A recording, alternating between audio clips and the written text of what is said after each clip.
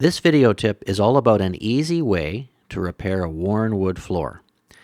You can see the worn area, and this is the partially repaired area, all done without major sanding. Originally, this floor was treated to a urethane finish on top of a dark stain. And it's looked good for many years, but there are now areas of wear.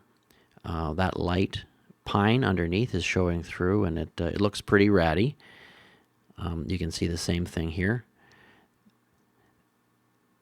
To begin with, what you want to start with is some sanding. Some very light sanding by hand with the grain.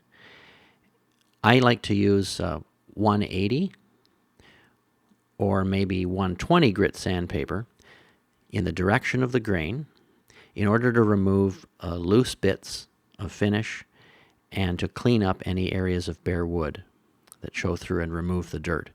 That's the first step, and it's just done by hand. Doesn't take very long. The next is staining. The stain can be applied directly on top of the worn areas to change their color back to something closer to what it originally was. That's the first step, is reestablishing the color. Here's a closer view of this application of that stain. This is the worn area here. This area used to be white and worn looking, but it's picking up stain, and it's looking pretty good. It's all going to look that way very soon as the stain is absorbed. You'll want to match the color, of course, to what you've got, or choose a color that's slightly darker. When you're applying the stain, do it pretty vigorously. I like to use circular motions to drive that stain down into any worn areas so that it's all one color. And then finish up by wiping off any excess in the direction of the grain. It's important to work with the grain when you're wiping up that excess stain. I like to use the Polyshades product here. It's a stain and sealer. It's a urethane type sealer, all in one. It's not necessary that you use this, but I just find that it works really well. Happens to match the color of the floor that I was working with in this case. It's also fairly heavy-bodied and thick, which means that it does a good job. It soaks in well and covers those worn areas. Now, this is what you're going to end up with